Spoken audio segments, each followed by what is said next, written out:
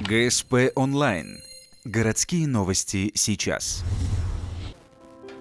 Глядя на этого жизнерадостного малыша, даже не скажешь, что уже многие месяцы он страдает из-за тяжелой травмы. ФГДС показала химический ожог 3-й степени с некрозом. После многочисленных процедур и обследований в Республиканской детской больнице поставили диагноз – рубцовый стеноз пищевода. Маме с малышом приходится каждую неделю посещать Сыктывкарскую клинику, снова и снова проходить болезненные процедуры. Сейчас Никита уже может иногда питаться самостоятельно, но, к сожалению, недолго. Малыша отпускают из Сыктывкарской больницы всего на неделю, пока пищевод в состоянии функционировать.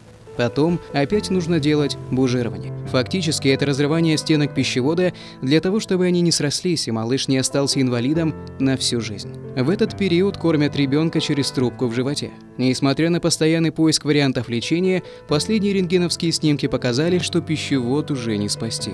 Нужна операция. В Сыктывкаре однозначно помочь не могут, если только направляют в Питер, сказали, что возможно направление в Питер. Но там пластика, соответственно, влечет за собой другие органы и соответствующими последствиями для ребенка.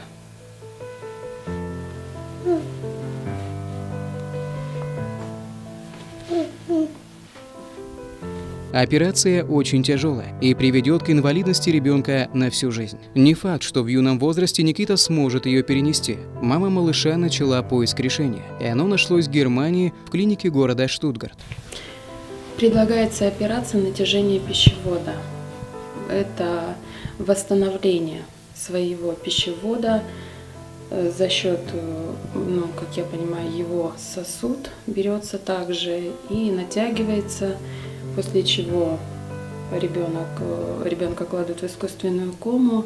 Очень тяжелое выхаживание. Операция тоже очень сложная, но есть шанс спасти свой пищевод, чтобы ребенок мог хоть как-то полноценно дальше жить со своим органом.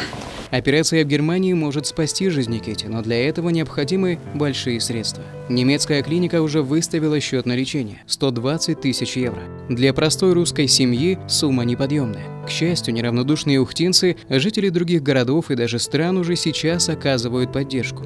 Вы также можете внести свой вклад в светлое будущее малыша, сделав перевод средств на один из указанных реквизитов. Никите всего 3 года, и он так же, как и остальные дети, хочет веселиться, радоваться жизни и играть на улице. Но пока нельзя. Малыш очень любит музыку. С помощью нее он забывает о больницах, о своих проблемах, играет со старшим братом, и уже сейчас видна мальчишеская тяга к спорту. Сегодня на руках у мамы Никита чувствует себя спокойно и радостно. Но он понимает, что скоро опять придется ехать в больницу, видеть врачей и проходить болезненные процедуры. Если семья сможет собрать нужную сумму денег, мучения прекратятся. Но для этого потребуется помощь всех, кому не безразлична судьба малыша.